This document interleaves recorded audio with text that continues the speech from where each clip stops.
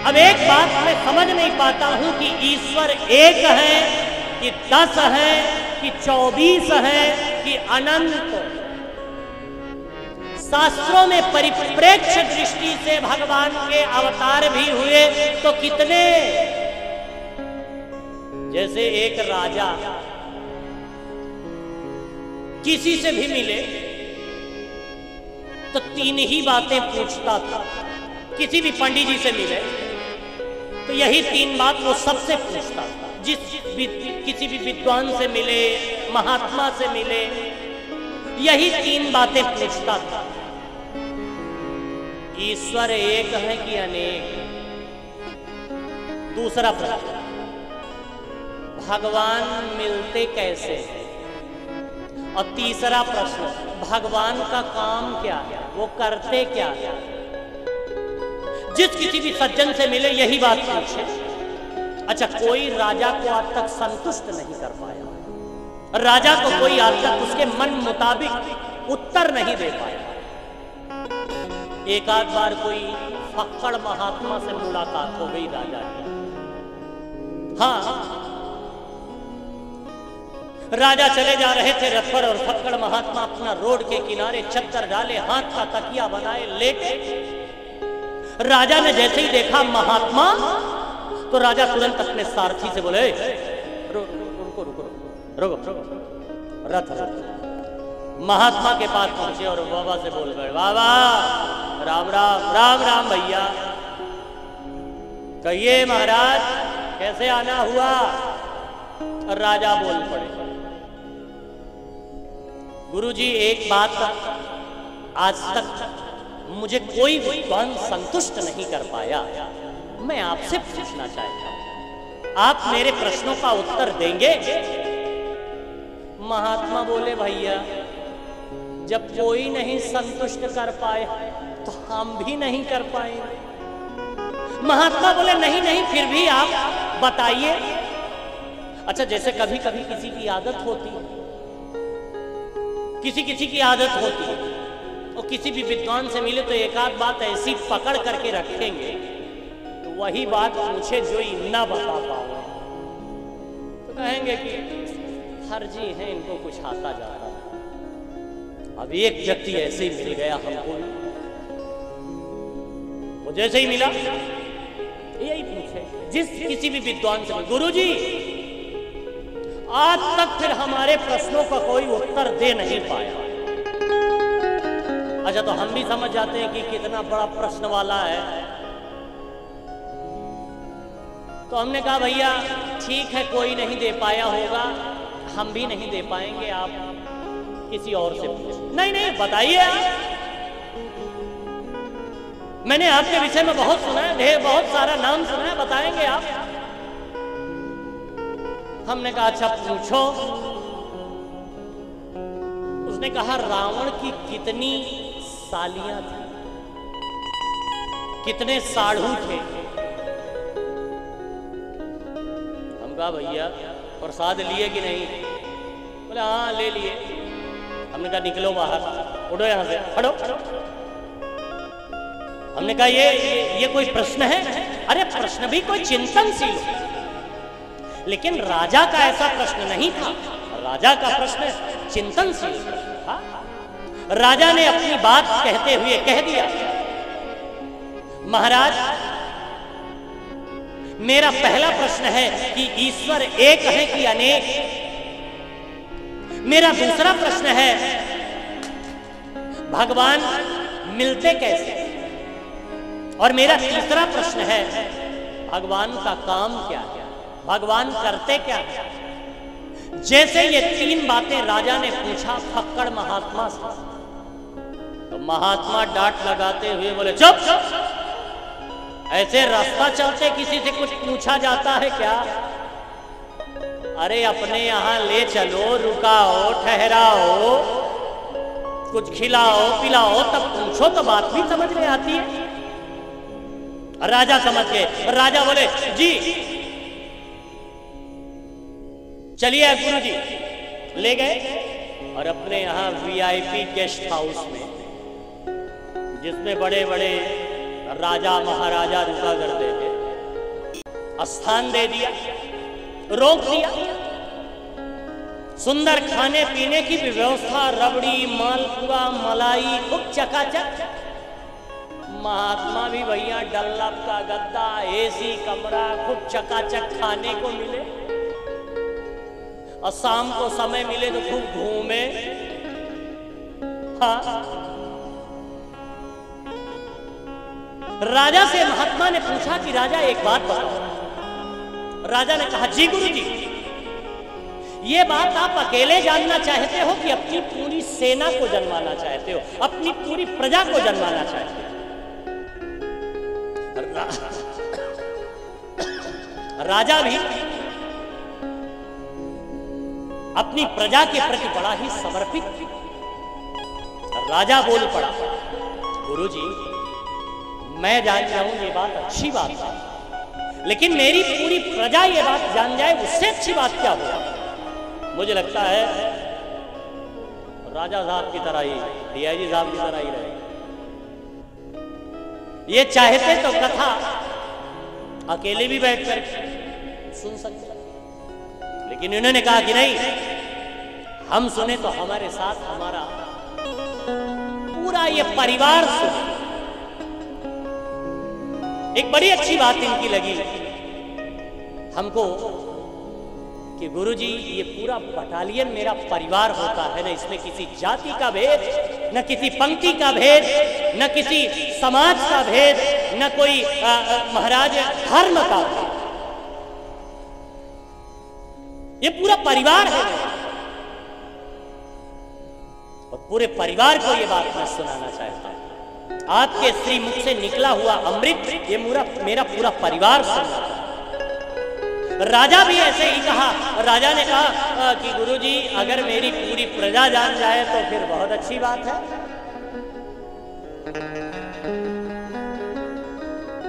तो महात्मा ने कहा कि फिर बुलाओ अपनी प्रजा को। और राजा बोले, गुरुजी, उसके लिए कुछ समय तो देंगे, 2, 4, 6 दिन, 10 दिन। अरे प्रजा को सूचित करना पड़ेगा। मुझे लगता है उस समय उतनी होर्डिंग की व्यवस्थाएं नहीं रही होंगी, अनाउंसमेंट की व्यवस्थाएं नहीं रही होंगी, इतनी बड़ी तैयारी की व्यवस्थाएं नहीं रही होंगी। राजा ने कहा कि महाराज कुछ समय दीजिए मुझे। बोले, कितना समय? बोले 10 दिन। महात्मा बोले, ठीक है, लेकिन मेरी भी एक शर्त होगी, तब तक आप मुझसे मिलने नहीं आए। बोले, ठीक है गुरुजी, नहीं आए। अब राजा ने महात्मा की पूरी व्यवस्था कर दी। वीआईपी गेस्ट हाउस, चकाचक खाने पीने की व्यवस्था, डल्लब का गद्दा, एसी कमरा, खूब चकाचक महात्मा रबड़ी मालपुआ छाने, माला जपे, खूब बढ़िया भजन करें, और शाम को जब समय मिले तो घूमे। घूमते घूमते महात्मा की मित्रता किसी गांव के किसान से हुई। महात्मा ने किसान से कहा कि भैया, अगर मान लो कभी आपकी जरूरत मुझे पड़े तो आप मेरा साथ देंगे कि नहीं? किसान बोला, गुरुजी क्या बात करते हैं आप, अभी चले आते? बोले, अभी नहीं, जब जरूरत होगी तो मैं बताऊंगा। बोले, ठीक है। धीरे धीरे समय बीता। निर्धारित तिथि पर राजा के यहाँ से संदेशा आया कि गुरुजी चलिए, राजा ने सारी व्यवस्थाएं कर दी है, आज आपको राजा के प्रश्नों का उत्तर देना है। जैसे ही महात्मा के पास संदेशा आया, महात्मा बोल पड़े, हाँ ठीक है, चलिए मैं आ रहा हूं। और जैसे ही पहुंचे सैनिक वापस, महात्मा ने उस किसान से कहा कि भैया आज आपकी जरूरत आ गई है। बोले, क्या महाराज? बोले, थोड़ा सा महात्मा बनना है। बोले, महात्मा? अरे बाबा, हम गृहस्थी हैं, आप हमको महात्मा बना रहे हैं? बोले, भैया मैं महात्मा होने के लिए नहीं कह रहा हूं, बनने के लिए कह रहा हूं। ध्यान देना साहब, बनने में और होने में अंतर है। जैसे कभी कभी आप देखिए, कोई नाटक खेला जाए या कोई रामलीला रासलीला करता है, तो उसमें कोई किसी का पिता बन गया, कोई किसी का बेटा बन गया। अच्छा, ये बात सब जानते हैं कि है नहीं, ये केवल बना है ये। ओहो अच्छा ऐसे बनना है, ठीक है बन जाएंगे, नाटक कर तो लेते ही हैं हम। बोले ठीक है। अब हुआ क्या, महात्मा बन गए किसान और किसान बन गया महात्मा। और राजा के पास ऐसे ही पहुंचे, बढ़िया सुंदर टेंट, मैटी, कालीन, गद्दे, सोफे, कुर्सियां सब लगी हुई थी। पूरी प्रजा खचाखच भरी हुई थी। जैसे ही महात्मा पहुंचे, राजा देखते ही बोल पड़े, हाँ महाराज आइए आइए, स्वागत है आपका। बोल पड़े, हाँ तो महाराज मेरे प्रश्नों का उत्तर देंगे आप? हाँ पूछिए। तो जो महात्मा किसान बने थे, किसान जो महात्मा बना था, वो बोल पड़े, हाँ पूछिए। राजा बोल पड़े, गुरुजी ईश्वर एक है कि अनेक?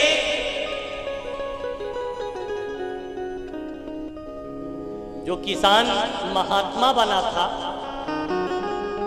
वो महात्मा जो किसान बने थे उनकी तरफ इशारा करते हुए बोल पड़ा, अरे राजा इस प्रश्न का उत्तर तो हमारा झोला उठाने वाला बता देगा, हमारा चेला बता देगा। राजा को आया क्रोध, बोल बड़े चुप, इतनी व्यवस्थाएं करवाया, इतनी टेंट मैटी कालीन, हमारे साथी तैयारी करते करते परेशान हो गए, और जब बात पूछने की आई तो तू चेले पर बात डाल दिया। तो जो महात्मा किसान बने थे वो राजा की तरफ इशारा करते हुए बोल पड़े, ए राजा कीप साइलेंट, चुप चुप, हम देंगे आपके प्रश्नों का उत्तर। बोले हाँ ना बताइए, ईश्वर एक है कि अनेक? जो महात्मा किसान बने थे वो बोल पड़े, हाँ तो गिनती करने के लिए मंगाइए कुछ। अब राजा महाराजा के यहाँ की बात, चांदी की परात में सुंदर सुंदर मड़ियां आ गई, एक खाली परात गिनती करके रखने के लिए आ गया। महात्मा बोले हाँ गिनिए। अब राजा एक मड़ी उठाए और खाली वाली परात में रखते हुए बोले, एक। महात्मा बोले हाँ गिने गिने। राजा ने दूसरी मड़ी उठाई और फिर परात में रखते हुए बोले, दो। महात्मा बोले रुकिए, हाथ दिखाइए पहले अपना।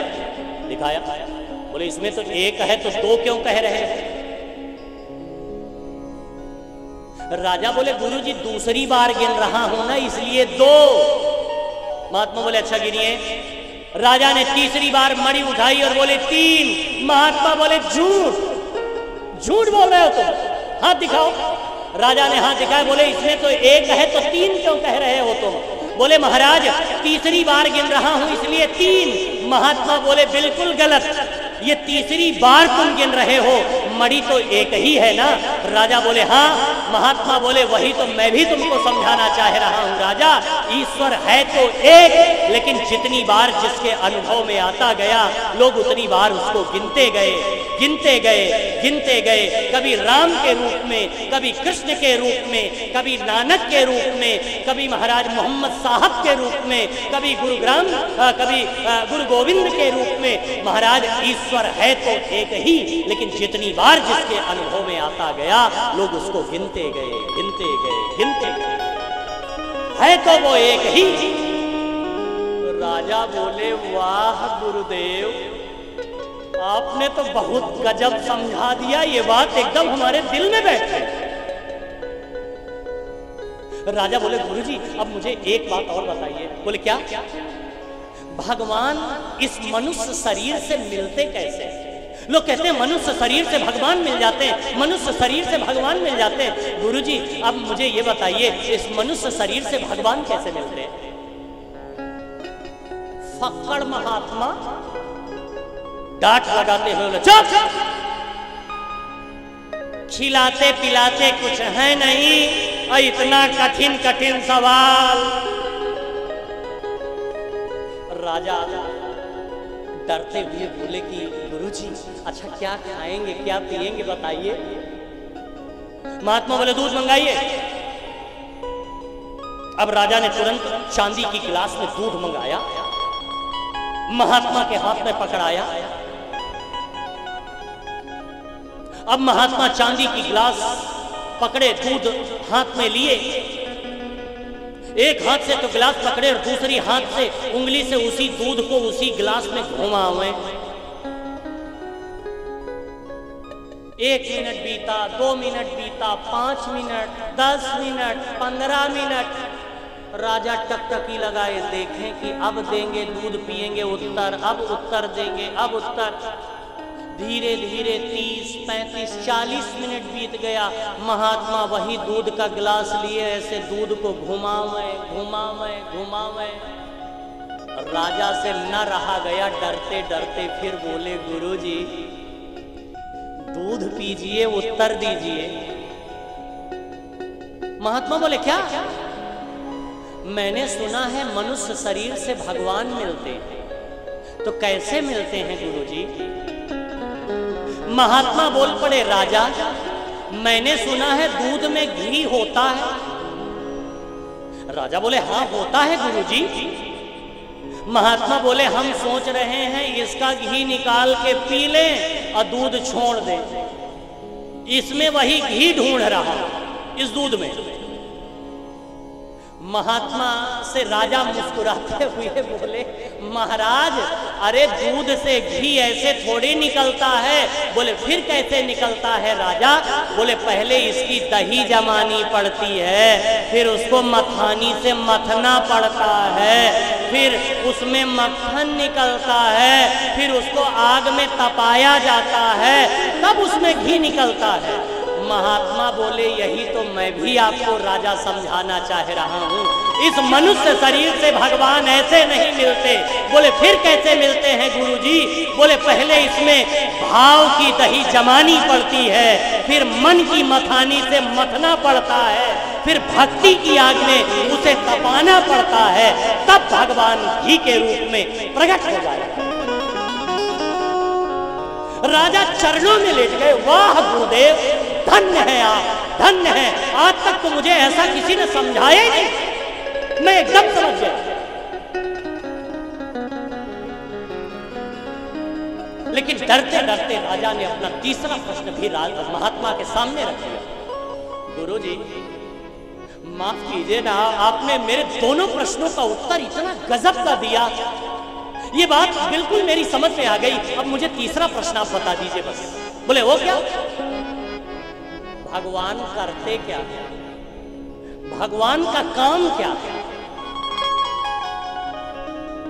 फक्कड़ महात्मा, उनसे क्या मतलब? राजा महाराजा चाहे जो, अरे क्या करेंगे? निकाल देंगे बस, और इससे ज्यादा क्या करेंगे? इससे ज्यादा तो कुछ नहीं कर सकते। फक्कड़ महात्मा डांट लगाते हुए राजा से बोल रहे, चुप, खबरदार आगे बोला तो। राजा बोले, क्या हुआ गुरुजी? बोले, तुझे इतना भी पता नहीं है? अरे किसी से कुछ जानना हो, किसी से कुछ सुनना हो तो नीचे बैठा जाता है, तू ऊपर सिंहासन पर बैठे हमको जमीन पर बैठाए, सवाल का सवाल, सवाल का सवाल, सवाल का सवाल किए जा रहे हो। इतनी भी शिष्टाचार तुमको नहीं है, इतनी भी सभ्यता तुम्हारे अंदर नहीं है। राजा समझ गए, राजा तुरंत उठे, महात्मा के सामने हाथ जोड़े, गुरुजी गलती हो गई, माफ कीजिए, आप बैठिए। हाथ पकड़ करके राजा को महात्मा को सिंहासन पर बैठाए। राजा जमीन पर बैठे, अपने माथे का मुकुट सोने का महात्मा के मस्तक पर पहना रहे। और राजा जमीन पर बैठे, महात्मा डल्लभ के गद्दे पे बढ़िया सिंहासन पर बैठे, सोने का मुकुट लगाए, चांदी का सिंहासन, छत्र चमर चल रहा है। 5 मिनट बीता, 10 मिनट बीता, 1 घंटा बीत गया। महात्मा बढ़िया सिंहासन पे बैठे मस्ती में अपना, पंखा झलने वाले, आजकल की तरह ऐसी व्यवस्था नहीं रही होगी, पंखा भी चल रहा है। उस समय ऐसे पंखा झलने वाले, छत्र चमर सब लगा। महात्मा उसी सिंहासन पर बैठे ऐसे मस्ती में।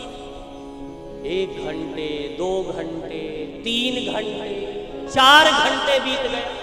अब राजा डरते डरते फिर बोले, गुरुजी बताया नहीं आपने कि भगवान का काम क्या है, अब तो सिंहासन पर बैठ गए, आप क्यों नहीं बता रहे? महात्मा मुस्कुराते हुए बोले, राजा अभी भी नहीं समझे क्या? बोले क्या? अरे भगवान का दिन भर का यही खेल है। अभी 4 घंटे पहले आप राजा बने सिंहासन पर बैठे थे, मैं किसान बना जमीन पर बैठा था, अब मैं राजा बना सिंहासन पर बैठा हूँ, आप किसान बने जमीन पर बैठे हैं। भगवान का दिन भर का तो यही खेल है।